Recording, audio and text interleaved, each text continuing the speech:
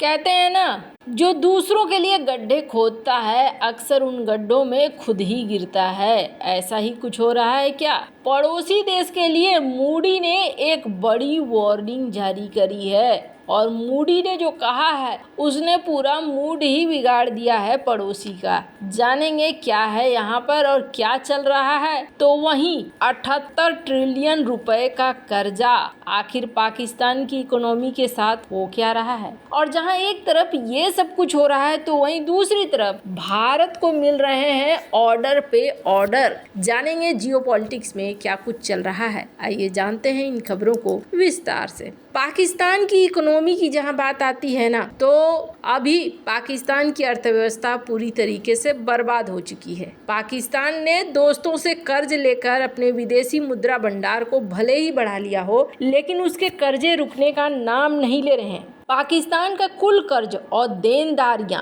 पिछले वर्ष 26% की अस्थिर दर के साथ बढ़ी है।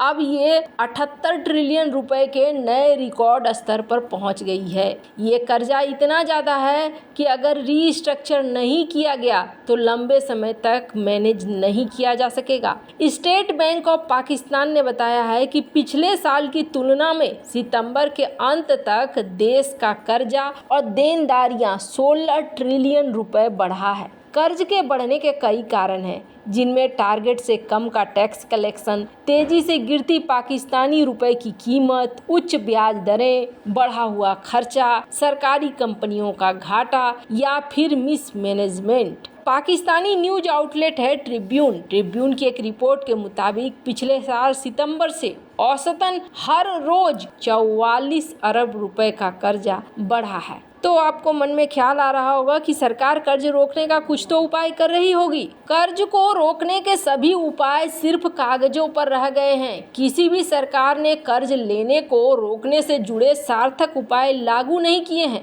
देश की कोई भी पार्टी इस मुश्किल काम को नहीं करना चाहती है। लगातार बढ़ रहे कर्ज का देश की अर्थव्यवस्था पर असर पड़ रहा है। शिक्षा, स्वास्थ्य, देखभाल, बुनियादी ढांचे का विकास, इस तरफ सरकार का ध्यान ही नहीं जा रहा है। एक्सपर्ट ये चेतावनी दे रहे हैं कि जिस हिसाब से पाकिस्तान का कर्ज बढ़ रहा है ना, वो उसे आर्थिक तौर पर अस्थिर कर सकते हैं। इस मुद्दे का जल्द से जल्द समाधान चाहने के लिए सरकार को खर्चा कम करना चाहिए, टैक्स कलेक्शन बढ़ाना चाहिए और सरकार की कंपनियों में सुधार करने की जरूरत है। सितंबर के अंत तक पाकिस्तान का विदेशी ऋण और देनदारियां बढ़कर 128 अरब डॉलर हो गई है, जो पिछले 3 महीनों में 3.4 अरब डॉलर की बढ़ोतरी है। पाकिस्तान का कर्जा का मैनेजमेंट करना ये बड़ा मुश्किल हो रहा है। आप बता दें, IMF और वर्ल्ड बैंक के कहने के बावजूद भी वित्त मंत्रालय इसमें सुधार लाने के इच्छुक नहीं है। स्क्रीन पर एक आर्टिकल देखिए, ये मूडी का आर्टिकल है और मूडी ने जो बयान दिया है उस बयान के अनुसार साउथ एशिया में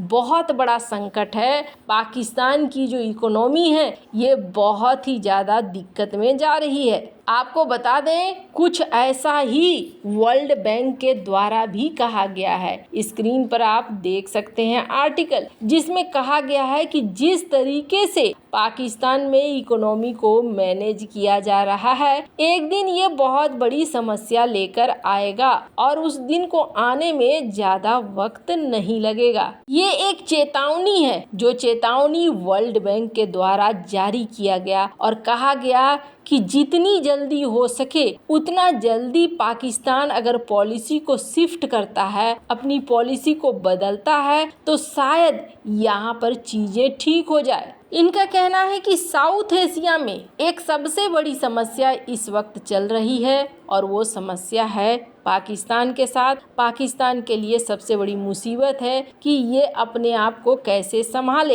इन्वेस्टर्स को लेकर भी यहाँ पर रेटिंग एजेंसियां, इन्होंने खुले तौर पर कहा है कि यहाँ पर आप पैसे लगाते हो। आपको बता दें, सिर्फ इतना ही नहीं हो रहा है। साउथ एशिया में पाकिस्तान, बांग्लादेश इस वक्त सबसे कम एक्सपोर्ट भी कर रहे हैं। इसलिए भी कहा जा रहा है कि यहाँ पर स्थिति दिन प्रतिदिन दिन बिगड़ती जा रही है। खैर, अब ये तो होना ही था, क्योंकि अब तो ऐसा लगता है जैसे बड़े बड़े देश भी पाकिस्तान से नजरें चुरा रहे हैं। स्क्रीन पर एक आर्टिकल देखिए, चाइना की इन्वेस्टमेंट बताया जा रहा है अब कम होती जा रही है। चाइना ज्यादा सीपेक में इन्वेस्टमेंट करके अपने पैसे को फंसाना नहीं चाह रहा है, और कहा जा रहा है कि इस वक्त स्थिति ये है कि चाइना देख रहा है अफगानिस्तान की तरफ। खैर, जहां एक तरफ ये सब कुछ हो रहा है तो वहीं दूसरी तरफ कहते हैं जैसी नीयत रखोगे वैसा ही बरकत होगा, और ऐसा ही कुछ भारत के साथ होता हुआ दिख रहा है। भारत की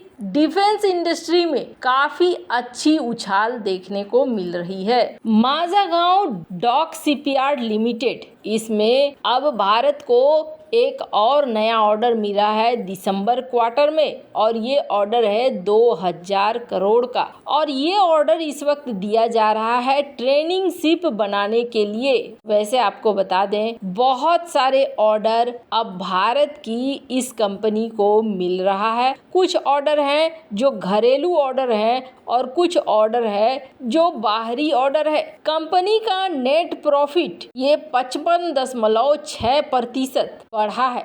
स्क्रीन पर एक आर्टिकल देख सकते हैं आप। इस वक्त भारत के डिफेंस की जो टॉप की कंपनियां हैं, HAL, Bharat electronics, Mazagaon dock, इनके जो शेयर हैं इन्हें सजेस्ट किया जा रहा है कि इन पर पैसे लगाओ। तो वहीं दूसरी तरफ सबसे बड़ी बढ़ोतरी देखने को मिल रही है माझागांव डॉक में, जिसमें 3% की बढ़ोतरी देखी जा रही है 310 करोड़ रुपए के डिफेंस ऑर्डर के साथ। वैसे आपको बता दें, ये भारत के लिए सबसे अच्छी खबरों में आ रहा है। इसलिए आ रहा है क्योंकि इसका मतलब है भारत की डिफेंस इंडस्ट्री बढ़ रही है, चाहे वो लोकल लेवल पे हो या फिर अंतरराष्ट्रीय लेवल पे हो। ये साफ साफ दिख रहा है कि डिफेंस स्टॉक 404% रिकॉर्ड से आगे बढ़ा है इस साल में, और ये देखने को मिल रहा है सबसे बढ़िया प्रगति देखने को मिल रही है माझागांव डॉक शिपयार्ड लिमिटेड में। इसके शेयर बहुत ही अच्छे तरीके से परफॉर्म कर रहे हैं। डिफेंस शेयर में 9.64 की बढ़ोतरी देखने को मिल रही है, जो बेहतरीन प्रदर्शन है। भारत और पाकिस्तान में यही अंतर है कि पाकिस्तान ने जहां अपने पैसे का उपयोग गलत जगह पे किया, तो वहीं भारत ने सही जगह पर किया, और उसका परिणाम देखने को मिल रहा है। आज भले पाकिस्तान भारत से सीखकर अभी भी इन्वेस्टमेंट लाने की कोशिश कर रहा है, लेकिन इन्वेस्टमेंट ला नहीं पा रहा है। वैसे इन सब मामले में आपकी क्या राय है, कमेंट कर जरूर बताएं। जल्द मिलते हैं अगले वीडियो में नई खबर के साथ।